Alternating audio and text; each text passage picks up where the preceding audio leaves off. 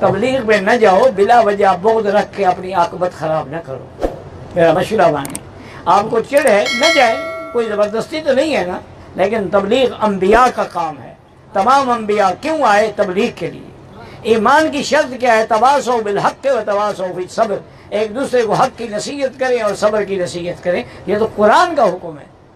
قرآن کہتا ہے کہ کنتم خیر امۃ اخرجت للناس تأمرون بالمعروف وتنہون عن المنکر۔ وہ اللہ کے بندے ایک کام کر رہے ہیں، اگر تم مدد نہیں کر سکتے ہو تو روڑے تو نہ اٹکاؤ۔ جمعیت علماء نہیں ہوگی تو بھئی یہی حشر آپ کا۔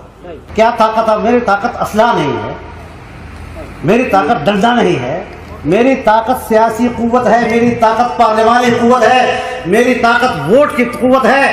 جب میں آپ کی سرزمین پر آپ کے عقیدے کی جنگ لڑوں گا تو پھر میرا آپ پر حق ہوگا کہ آپ میری طاقت کو بڑھائیں وہاں پر۔ آپ کام کریں اس کے اوپر۔ آپ طاقت بھی نہیں دے رہے، آپ ووٹ بھی نہیں دے رہے، آپ مجھے اسمبلی میں نمائندگی بھی نہیں دے رہے، اور پھر آپ مجھ سے توقع رکھتے ہیں کہ میں ملک میں انقلاب لے آؤں گا۔ اس طرح تو نہیں ہوگا۔ پھر تو تدریجی عمل ہے، تدریجی عمل ہے۔ وَلْتَكُمْ مِنْكُمْ أُمَّةٌ، تمہارے اندر ایک جماعت ہونی چاہیے۔ شروع کہاں سے کریں؟ يَدْعُونَ إِلَى الْخَيْرِ، شروع دعوت سے کریں۔ منتہا کیا ہو؟ يَأْمُرُونَ بِالْمَعْرُوفِ وَيَنْهَوْنَ عَنِ الْمُنْكَرِ۔ یہ امر بالمعروف اور نہی عن المنکر بھی ہم نے ایک ایسا عاجزانہ گفتگو بنا دیا اس کو۔ یا اللہ، مجھے حیرت ہوتی ہے، آپ نے معروف کا لفظ استعمال کیا ہے، آپ نے منکر کا لفظ استعمال کیا ہے، آپ نے معروف کے لیے امر کا لفظ استعمال کیا ہے، آپ نے منکر کے لیے نہی کا لفظ استعمال کیا ہے۔ یہ امر اور نہی کے دو الفاظ اگر قرآن کے معیار پر اور اس میزان پر ہم پرکھیں گے تو کیا اس کا معنی التجا کرنا ہوگا، درخواست کرنا ہوگا، واضح و نصیحت کرنی ہوگی؟ پھر امر کا معنی امر ہے، اور امر کے برابر کی آپ کے پاس طاقت بھی ہونی چاہیے، ورنہ امر بالمعروف کی بات مت کیا کرو، پھر دعوت الخیر کی بات کرو، بس صرف